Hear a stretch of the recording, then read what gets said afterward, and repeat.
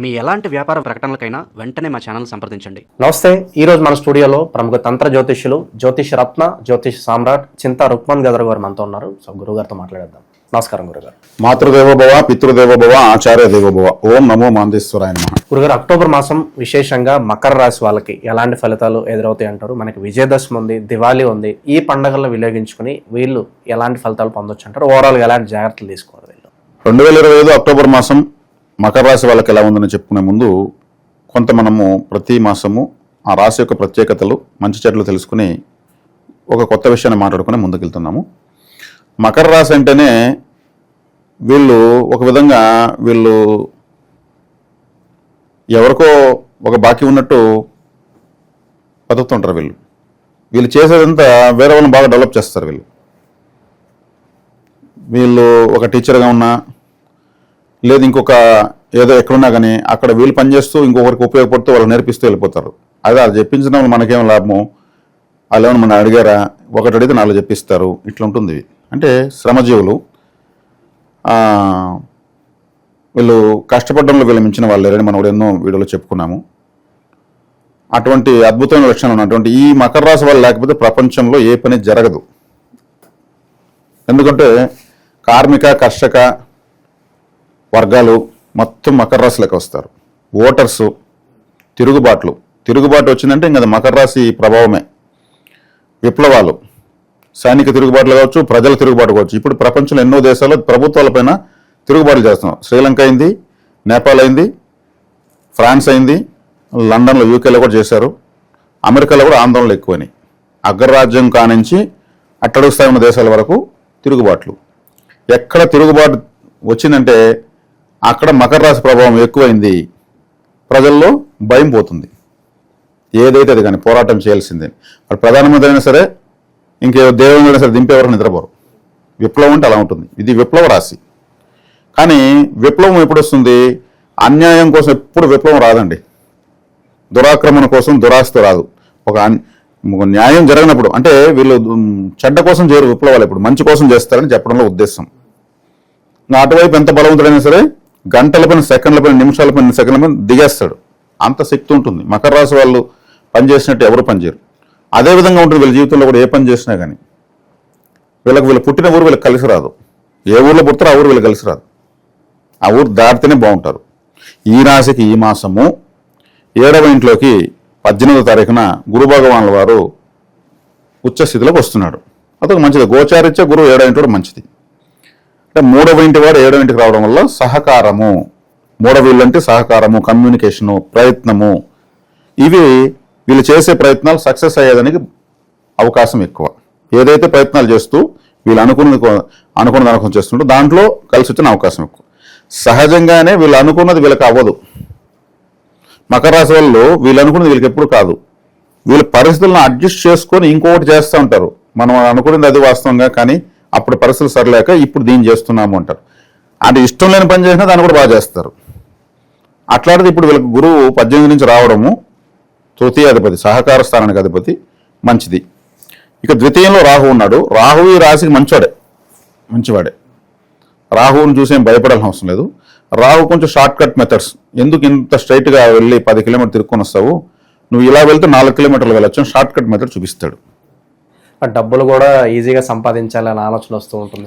వీళ్ళు ఈజీగా సంపాదించిన ఆలోచించే వాళ్ళు కాదండి. వీళ్ళు కష్టపడి సంపాదించాలనుకునే వాళ్ళు. వీళ్ళు అంటే షార్ట్ కట్స్ అన్నారు కాబట్టి అడుగుతున్నాను. ఇప్పుడు రాహు ప్రభావంతో ఇంకొంత దానికి షార్ట్ కట్ మీద తీసుకుంటారు. మకర రాశి వాళ్ళు ఈజీ మనీ కోసం ఎప్పుడు ట్రై చేయరు. వీళ్ళు నేను పని చేస్తాను, నా పని చేయడం నాకు వస్తే చాలు అనుకుంటా ఉంటారు. చాలా మంది వాళ్ళు పని చేసిన వాళ్ళకి రాదు. వాళ్ళు పని చేసిన ఎందుకు రాదంటే వాళ్ళు అంతకన్నా ఎక్కువ పని చేసి ఉంటారు, కానీ వాళ్ళకి రావాల్సిందే వస్తుంది. వీళ్ళు చేసిన దానికి తగినట్టు ఎప్పుడు రాదు. వీళ్ళే ఎడవరకు చేయరు. వీళ్ళే ఇంత చేయి బాబు అంటే దానికి 4 రెట్లు చేసి పెడతారు. మళ్ళీ శాలరీ మామూలుగా తీసుకుంటారు. అది కూడా ఆలోచనకు రాదు. అరే మనం ఎక్స్ట్రా తీసుకోవాలి కదని. ఒకవేళ వీళ్ళు అడిగితే కూడా నిన్ను ఎవరు చేయమన్నారు అంటారు. వాళ్ళు చేయకుండా వీళ్ళు లేరు.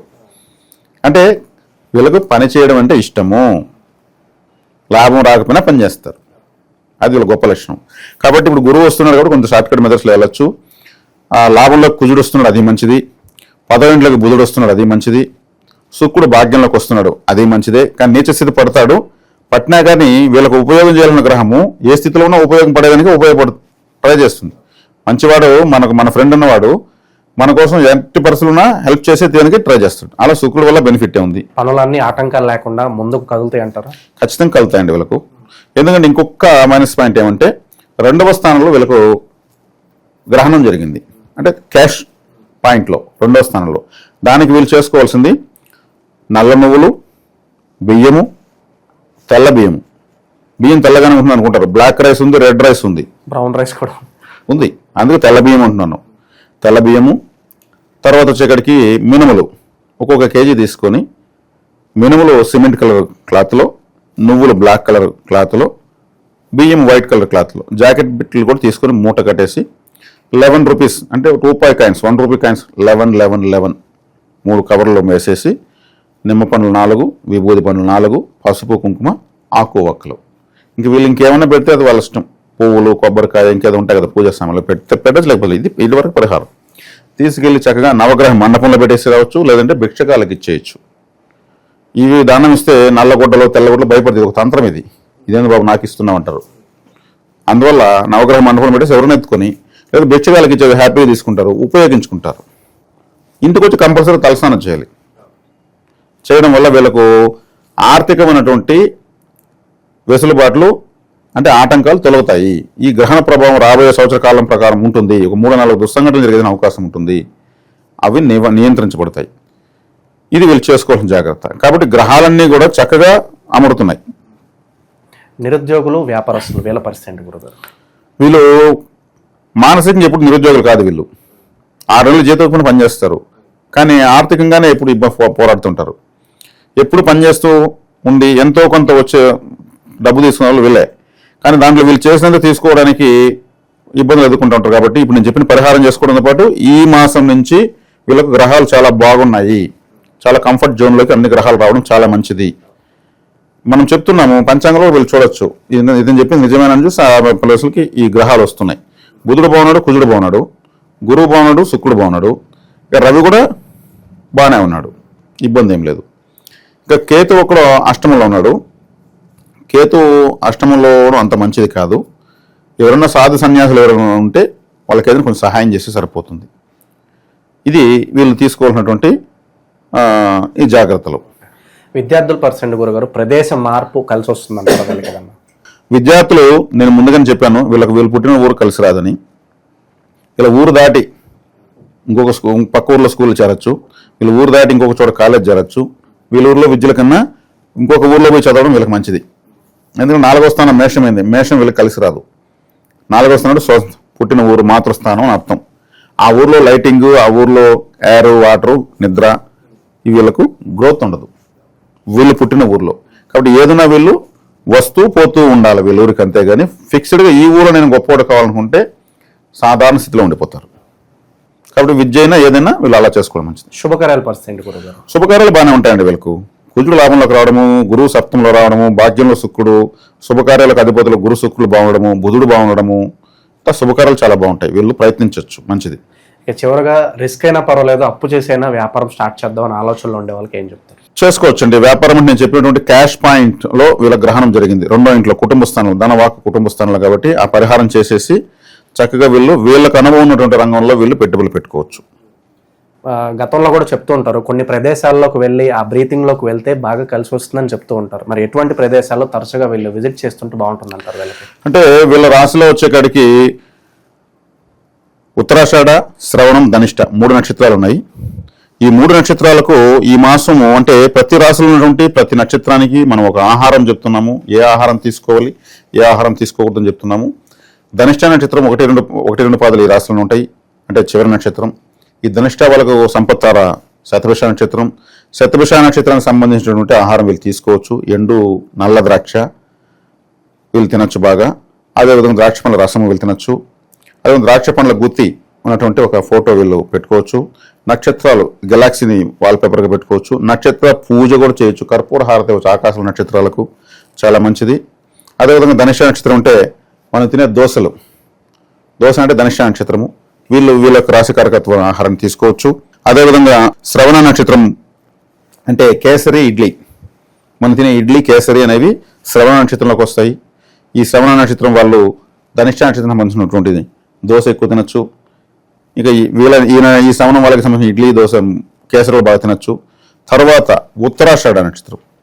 ఉత్తరాషాఢ నక్షత్రం వాళ్ళకు కొబ్బరి పాలు అంటే కోకోనట్ ఫుడ్, కొబ్బరితో చేసినటువంటి ఫుడ్, కేక్స్, కోకోనట్ బిస్కెట్స్, కోకోనట్లో పాలతో చేసినటువంటి ఎన్నో పదార్థాలు ఉంటాయి. ఇవన్నీ కూడా ఉత్తరాషాఢ నక్షత్రం సంబంధించినవి.